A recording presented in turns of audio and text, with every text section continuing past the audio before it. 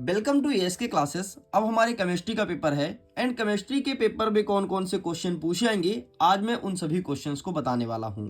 मैं आपको ज़्यादा क्वेश्चंस तो नहीं बताऊंगा, टॉप 20 क्वेश्चन बताऊंगा और अगर आपने उसे अच्छे से पढ़ लिया तो यकीनन आप एग्जाम में बेहतर स्कोर गेन करने वाले हो। अगर आपके पास नई परीक्षा बोर्ड की बुक है तो प्लीज़ आप उसे ओपन कर लीजिए। जिस क्वेश्चन को मैं टिक कराऊं उसे टिक कर लीजिएगा और टिक करने के साथ साथ मैं आपको पढ़ाऊंगा भी समझाऊंगा भी, मतलब काफ़ी कुछ सरल होने वाला है।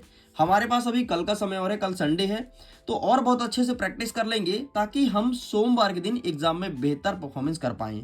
टेंशन मत लो, अब वीडियो स्टार्ट हो चुका है तो जब तक मैं कंप्लीट नहीं कर दूंगा तो चैन से नहीं बैठूंगा। एंड इसके बाद हम आपके लिए प्रैक्टिस पेपर भी उपलब्ध कराएंगे, आप एक बार उसे देख लीजिएगा, यकीनन आपका एग्जाम बेहतर होगा। लेकिन उसके पहले एक बड़ी सैड न्यूज़ ये है कि मैंने केमिस्ट्री के लिए टीचर लेकर के आया था, उनको मैं बोला कि ठीक है आप क्लास 11 के बच्चों को केमिस्ट्री पढ़ाइएगा। आपने इतना ज़्यादा बाइकआउट किया कि उन्होंने बोल दिया स्पष्ट रूप से कि हम क्लास 11 के बच्चों के लिए वीडियोस नहीं बनाएंगे। तो देखो ये तो खैर गलत बात है, अगर आपके लिए मैं कोई टीचर लेकर के आता हूँ तो प्लीज़ उन्हें सपोर्ट किया करिए, वो आपके लिए आए थे। अब मुझे नहीं पता उनके पढ़ाने का तरीका आपको कैसा लगा कैसा नहीं लगा, लेकिन बहुत ज़्यादा बाइकआउट हुआ। उनका बार बार कहना था कि मैं वीडियोस नहीं बना रही उसके लिए, तो मैंने उन्हें फिर बोला कि नहीं नहीं ठीक है कंटिन्यू करो। तो फाइनली अब वो केमिस्ट्री का वीडियो शूट नहीं करेंगी, मेरे ही आवाज़ में तुम्हें वीडियोस देखने को मिलेगा जो कि तुम्हें पसंद था। तो टेंशन मत लो, अब हम शुरू से एक एक पार्ट को बहुत अच्छे से समझेंगे। सबसे पहले हम देख लेते हैं हमारे केमिस्ट्री में कौन कौन चैप्टर्स आएगा। तो एक से लेकर के पूरा आ रहा है, केवल एक चैप्टर नहीं आ रहा, चैप्टर नंबर 7। मैं तो कहता हूँ वाह एमपी बोर्ड वाले, इसे भी क्यों छोड़े, ये तो रेडॉक्स अपक्रिया और ही सरल है, इसे भी जोड़ देते। कुल मिलाकर के पूरी बुक आ रही है मेरे भाई और पूरा बुक हमें अच्छे से पढ़ना है। ठीक है तो चलिए शुरू करें फिर। चलो भाई हम शुरू करते हैं फटाफट अपनी क्लासेस को और आज देखेंगे चैप्टर नंबर 1 से कौन कौन से क्वेश्चंस बन रहे हैं।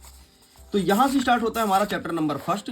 हमारे चैप्टर नंबर 1 का नाम है रसायन विज्ञान की मूल अवधारणाएं। ठीक है, basic concept of chemistry. Chemistry के बेसिक कॉन्सेप्ट्स को पढ़ेंगे। तो मैं जूम करता हूं ताकि आपका नजर टोटल ऑन स्क्रीन होना चाहिए, कहीं भटकना नहीं चाहिए क्योंकि भयंकर बाइकआउट किए वास तुम, है ना। चलो मैं जूम करता हूं, बाय द वे अब स्क्रीन विजुअल होगा। ठीक है, लेकिन ऐसा बाइकआउट मत किया करो यार, नहीं तो कोई टीचर नहीं आएगा यहाँ पर पढ़ाने के लिए। चलो आगे बढ़ते हैं। नेक्स्ट हमारा कह रहा है प्रश्न क्रमांक 1 कि मोल क्या है इसे स्पष्ट करो। कुछ नहीं, तो मोल का जो संख्या है ना वो केवल याद रख लेना। तो एक मोल बराबर होता है 6.023 इंटू 10⁻23। बस केवल आपको यही याद रखना है। नेक्स्ट आपको याद रखना है कि सीमांत अभिकर्मक क्या होता है। ठीक है, तो इसे भी अच्छे से याद कर लीजिएगा। तो दोनों क्वेश्चन हमें अच्छे से तैयार करना है, बाकी कुछ मत करना, छोड़ देना। यहां से एक प्रश्न आएगा कि सार्थक अंक कैसे निकालते हैं, पहचानना है। ठीक है, जैसे तुम्हें दे देगा 0.0025 तो इसके कितने सार्थक अंक होंगे। ठीक है, यहाँ पर दिया है 208 तो कितने सार्थक अंक होंगे, तो ये तुमसे पूछा है। सार्थक अंक मतलब होता है जो अंक काम का हो उसे कहते हैं सार्थक अंक। एक बात बताओ, इसमें देखो 0.0025, इसमें इस जीरो का क्या कोई काम है, नहीं है, तो 25 मतलब इसमें 2 सार्थक अंक होंगे, खत्म। ठीक है, 208 में तो तीनों संख्या काम का है क्योंकि 0 बीच में है तो 3 लिख दो, तो 3 सार्थक अंक है। इस प्रकार से सार्थक अंक निकालना है। ठीक है, इसमें कितने हैं, इसमें 1 2 3 4 5, इसके सार्थक अंक 5 है। लेकिन एक बात बताओ, जैसे हाँ ये 500 है, ठीक है, पीछे 0 है तो क्या सार्थक अंक में काउंट करेंगे, हाँ करेंगे। 1 2 3 4 5 सार्थक अंक है, देख लो यहाँ पे लिखा है। लेकिन अगर आगे 0 है उसको काउंट नहीं करेंगे। सार्थक अंक में ध्यान रखना, पीछे 0 काउंट करते हैं, आगे वाले को नहीं करते। बाकी कुछ नहीं पूछेगा, खत्म है ना, चैप्टर ही खत्म है। केवल 2 नंबर का एक प्रश्न तो आ रहा है यहाँ से, बाकी कुछ नहीं आ रहा है। ठीक है, हाँ नेक्स्ट पढ़ लेना द्रव्यमान संरक्षण का नियम। द्रव्यमान संरक्षण का नियम कहता है, इसको लेबोजियर ने दिया था और ये वही लेबोजियर है जिन्होंने ऑक्सीजन की खोज की थी। ये कहते हैं कि ना तो हम ऊर्जा को उत्पन्न कर सकते ना तो नष्ट कर सकते, बल्कि एक रूप से दूसरे रूप में परिवर्तित करते हैं, यही कहलाता है द्रव्यमान संरक्षण का नियम। और एग्जाम्पल में क्या लिखोगे, कार्बन और ऑक्सीजन को जोड़ेंगे तो बनेगा CO2, बस इतना लिख करके चले आना। ठीक है, यहाँ तक, और ये 2 नंबर का एक प्रश्न बनेगा। चल भाई खत्म है, इस चैप्टर ज्यादा कुछ है नहीं। हाँ मूलानुपाती देख लेना। ठीक है, यहाँ से क्वेश्चन आएगा। मूलानुपाती वह सूत्र जो किसी यौगिक के अणु में विद्यमान विभिन्न तत्वों के परमाणु के सरल अनुपात को दर्शाता है, उसे मूलानुपाती कहते हैं। ये चीज एग्जाम में देखने को मिलेगा। नेक्स्ट कहता है कि गुणित अनुपात का नियम क्या है, एक एग्जाम्पल देकर के समझाना है क्या लिखोगे, जब तो दो तत्व परस्पर संयोग करके दो या दो से अधिक यौगिक बनाते हैं उसे कहते हैं गुणित अनुपात का नियम। तो ये चीज देख लेना अच्छे से, ठीक है। नेक्स्ट, स्थिर अनुपात का नियम तुम्हारे कक्षा में नहीं आएगा, क्लास 9th में तुम पढ़े होगे, ठीक है। यहाँ पर अब तुमसे गुणित अनुपात पूछेगा, देखो ना 10, 15, 16, 18, 19 में पूछा भी है और इस बार भी देखने को मिलेगा। हाँ भाई, एक ये देखना गैलूसाक, गैलूसॉक या फिर गैलूसाक, ठीक है, ये कई बार एग्जाम में आता है तो इसे भी प्रिपेयर करना है। फटाफट आप इसका फोटो क्लिक कर लो, बाकी कुछ मत पढ़ो, कुछ मत पढ़ो। हाँ, एक चीज याद रखना, मोलरता इनका परिभाषा क्या होता है, भयंकर पूछता है यार, ये पता है जब हम लोग पढ़ते तब से पूछता आ रहा है और एग्जाम में देखने को मिलेगा, ठीक, ये प्रिपेयर करना है। नेक्स्ट, मोलरता और मोललता में डिफरेंस क्या होता है, ठीक है, तो ये प्रिपेयर करना है, इसमें भी टिक कर लेना, बाकी कुछ नहीं पढ़ना है, छोड़ दो। एक अंतिम देख लेना, क्या देखोगे, डाल्टन का परमाणु सिद्धांत की मुख्य बिंदियां कौन कौन सी है ना। जॉन डाल्टन का परमाणु सिद्धांत 1808 में दिया था, तो ये कुछ बिंदुएं यहाँ पर लिखी गई, ये देखना है, बाकी पार्ट 1 खत्म, ठीक है। आगे देखते हैं चैप्टर नंबर 2 क्या कह रहा है कि परमाणु की संरचना। आइए देखते हैं यहाँ से कौन कौन से क्वेश्चन आएंगे, ठीक, यहाँ से फटाफट टिक कर लेते हैं। सबसे पहले हमें देखना है परमाणु की संरचना में से, यहाँ से कुछ नहीं, सब छोड़ दो, कुछ भी नहीं आ रहा सब छोड़ दो, ठीक है, यहाँ से भी कुछ नहीं आ रहा है। हाँ, हाइड्रोजन वर्ग के अनिश्चितता का सिद्धांत, ये तुम्हें देखना है, तो प्लीज टेक अ स्क्रीनशॉट, ठीक है। हाइड्रोजन वर्ग का अनिश्चितता का सिद्धांत क्या है, इसका गणितीय रूप लिखो, लेकिन गणितीय रूप कभी नहीं पूछता है, अनिश्चितता का सिद्धांत जरूर पूछता है, तो यहाँ तक हमें हमारे एग्जाम में देखने को मिलेगा, ठीक है जी। बाकी यहाँ से सब कुछ खत्म होता है, आगे बढ़ते हैं। नेक्स्ट कहता है कि इलेक्ट्रॉन के प्रमुख गुण लिखो, ठीक है, ये इलेक्ट्रॉन के गुण हमें बताना है कि कौन कौन से प्रॉपर्टीज होते हैं, ठीक है, बाकी कुछ मत करना।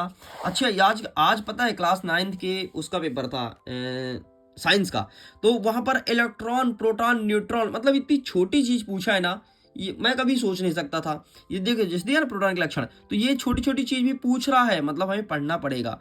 एग्जाम ओरिएंटेड यही चीज कहलाते हैं मेरे भाई, एग्जाम ओरिएंटेड। तुम सुने होगे कि इस बार हमारे पेपर आएगा एग्जाम ओरिएंटेड, मतलब एग्जाम के बेस्ड के अकॉर्डिंग, तो ऐसे क्वेश्चंस देखने को मिल रहा है। लेकिन लिटरली पेपर का लेवल टफ है, जैसे बोला था ना कि इस बार 20% टफ आएगा, सच कह रहा हूँ आ रहा भाई।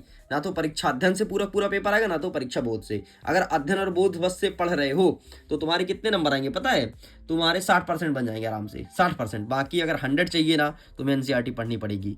लेकिन अभी हम काम चला लेंगे, टेंशन मत लो, है ना। अभी हमारा ज्यादातर क्वेश्चन आ रहा है, मैं वार्षिक की बात कर रहा हूँ, अभी की नहीं, अभी तो बहुत सारे क्वेश्चन सही से आ रहे हैं।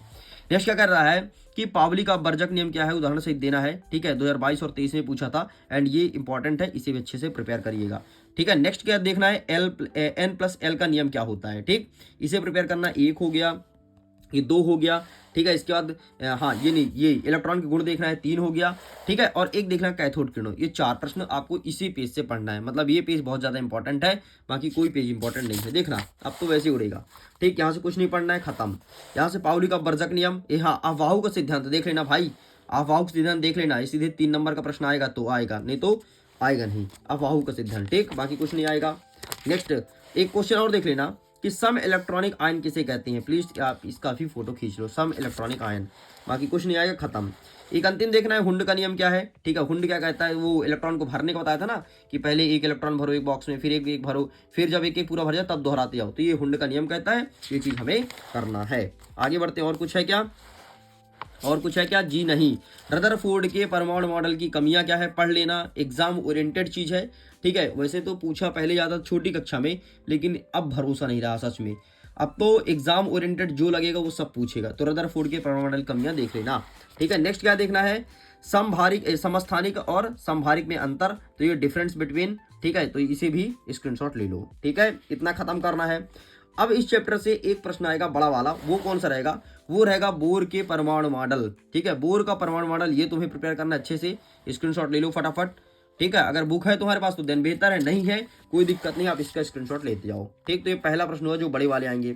दूसरा क्या आएगा कि क्वांटम संख्या क्या है, ठीक है। तो 4 प्रकार की क्वांटम संख्या होती है ना, मुख्य क्वांटम संख्या, दुगंसी, चुंबकीय और चक्रण, ये चारों क्वांटम संख्या हमें अच्छे से प्रिपेयर करनी है, ओके जी। तो लो भैया फोटो खींचो इसका, ये रहा क्वांटम संख्या, ठीक। तो आप इसका फोटो खींच लीजिए, इस प्रकार से आपको चिपका देना है। आगे बढ़ते हैं। नेक्स्ट कह रहा है कि कक्ष और कक्षक में अंतर एंड डे ब्रॉगली का समीकरण, जिसे डी ब्रॉगली भी कहते हैं, ये चीज हमारे एग्जाम में देखने को मिलेगा, ठीक। चलो साइड करते हैं नेक्स्ट। बाकी यहाँ से कोई क्वेश्चन नहीं आ रहा है, छोड़ दो। आगे आ गया हमारा अध्याय नंबर 3। आइए देख लेते हैं यहाँ से कौन कौन सा क्वेश्चन आएगा। तो ज्यादातर क्वेश्चन चैप्टर नंबर 2 से आ रहा है, ठीक है, इसलिए ज्यादातर क्वेश्चन वहां से टिक कराया गया है। सारे क्वेश्चन को कर लेना, काफी इंपॉर्टेंट है, वहीं से देखने को मिलेगा ज्यादा प्रश्न। 3 नंबर क्या कह रहा है कि तत्व का वर्गीकरण एवं गुणों में आवर्तिता। आइए देखते हैं कौन कौन से क्वेश्चन यहाँ से बनेंगे। तो यहां से आपको क्या देखना है, सबसे पहले केवल ये देख लेना आधुनिक आवर्त सारणी का नियम। परीक्षा कुछ नहीं पूछेगा, नहीं पूछेगा रे, बता दिया ना। हाँ, विकर्ण संबंध क्या होता है, ये चीज कर लेना। विकर्ण संबंध किसे कहते हैं, उदाहरण देकर के समझाओ, ठीक है, एग्जाम में देखने को मिलेगा, ठीक। एंड ये रहा तुम्हारे सामने इसका पहला। अरे विकर्ण संबंध क्या है यार, सिंपल सा देखो, इसमें समझो एग्जाम्पल से। दूसरे आवर्त का पहला तत्व तीसरे आवर्त के एक अगले तत्व के साथ जो संबंध प्रदर्शित करता है, इसी को कहते हैं विकर्ण संबंध। खत्म, ठीक, इस प्रकार से। एंड ये नेक्स्ट 10वां नंबर टिक है, फ्लोरीन और क्लोरीन किसकी इलेक्ट्रॉन बंधुता उच्च होती है और क्यों, ये एग्जाम में देखने को मिलेगा, ठीक है। बाकी यहाँ से कुछ नहीं पूछेगा, खत्म है सब कुछ, ठीक। नेक्स्ट यहाँ से भी कोई क्वेश्चन नहीं बनेगा, तो आप इसे भी छोड़ देना। आगे बढ़ते हैं, मेंडलीव के आवर्त का नियम क्या है, ठीक है। डाइवेराइडे का नियम नहीं पूछेगा, मत पढ़ना, ठीक है। बाकी यहाँ से कोई क्वेश्चन नहीं आ रहा है। हाँ, परिरक्षण प्रभाव से आप क्या समझते हैं, ये आप प्रिपेयर कर लीजिएगा, ठीक है। तो आगे बढ़ते हैं, नेक्स्ट कुछ नहीं आ रहा है। नेक्स्ट आपको देखना है प्रश्न क्रमांक 11, पी ब्लॉक का तत्व किसे कहते हैं, इसके प्रमुख लक्षण लिखो, ठीक। तो ये रहा पी ब्लॉक का तत्व, आप इसका भी फोटो क्लिक कर लीजिए, ठीक है जी। आगे बढ़ते हैं, नेक्स्ट संकर्ण तत्व और अंतर संकर्ण तत्व क्या है, ठीक है। ये केवल आपको पता होना चाहिए, एग्जाम में नहीं आएगा, ठीक है। बाकी यहाँ से कोई क्वेश्चन नहीं बन रहा है, आप इसे सब कुछ छोड़ दीजिए। लो भाई, पेज में सीधे पलट रहा हूँ, कुछ आ ही नहीं रहा है ना। ज्यादातर इंपॉर्टेंट आपके लिए चैप्टर नंबर 2 ही था, ठीक है। आयनन ऊर्जा का केवल डेफिनेशन देख लेना, आयनन ऊर्जा किसे कहते हैं, ठीक। बस प्रभावित करने वाले कारक से मतलब नहीं है, केवल आयनन ऊर्जा क्या है इतना देखना, आधा 2 नंबर का प्रश्न बनेगा, ठीक है। अच्छा, पहले पता है क्या पूछता था, सहसंयोजी वैन डर वाल्स, लेकिन अब नहीं पूछता है, अब उतना इंपॉर्टेंट नहीं रहा सहसंयोजी वैन डर वाल्स। ये मेंडलीव एंडलीव कुछ नहीं इंपॉर्टेंट रहा, ठीक है। आधुनिक आवर्त सारणी जो पढ़ रहे हो कोई इंपॉर्टेंट नहीं है। अच्छा, अब आप हमें कमेंट में ये बताओ कि जो हम आधुनिक आवर्त सारणी पढ़ते हैं किसने बनाया है, बताओ, चलो बताओ, देखता हूँ कौन सही आंसर करता है। बहुत ज्यादा मैम का बाइकआउट किए यार सच में मेरे पास उनका फोन आया था, उनका सीधा ही कहना था हम वीडियो नहीं बनाएंगे, हम वीडियो ही नहीं बनाएंगे। मैं बोला क्या हुआ मैम, कहती कमेंट को आपने पढ़ा, मैं बोला नहीं अभी तो मैंने नहीं देखा। बोले क्लास 11 के केमिस्ट्री वाले बच्चे तो क्या ही बताएं, हद कर दिए हैं, बार बार वो बोल रहे हैं हमको नहीं पढ़ना, मैं डिमोटिवेट हो रही हूँ, मुझे नहीं बनाना वीडियो। मैं बोला ठीक है मैं देखता हूँ। फिर मैंने तो कमेंट नहीं पढ़ा, उन्होंने आपके कमेंट का स्क्रीनशॉट लेकर के मुझे शेयर किया, ये देखिए कमेंट सर ऐसे ऐसे आ रहे हैं। कोई बात नहीं, जो भी हो, चलो मैं आ चुका हूँ, अब मैं तुम्हें पढ़ाऊंगा भाई, तुम्हारी मुरादें पूरा कर रहा हूँ। तो खैर अब तुम एक प्रश्न का उत्तर दो, ये बताओ कि आधुनिक आवर्त सारणी को किसने बनाया था। एंड मैं वीडियो एंड करता हूँ, थैंक्स फॉर वॉचिंग। खुश रहिए, पढ़ते रहिए, मुस्कुराते रहिए। जल्दी मिलेंगे नेक्स्ट वीडियो में, जिसमें अध्याय नंबर 4 के और 4 और आगे क्वेश्चंस को कवर करेंगे। तो हमारा यहाँ तक कंप्लीट हो चुका है, ठीक है। कहाँ गया ये 1 2 3, अब एक बचा 1 2 3 1 2, मतलब मुश्किल से 2 वीडियो आएगा, फिर आपके सामने मैं प्रश्न पत्र लेकर के आना प्रारंभ कर दूंगा। तो पहले आप ये तैयार तो करते जाओ, प्रश्न पत्र आएगा तो तुम्हें आसानी होगी और पूरा फायदा उठाएंगे, अच्छे से समय का यूटिलाइज करेंगे और सब कुछ अच्छे से कर लेंगे। Okay, bye.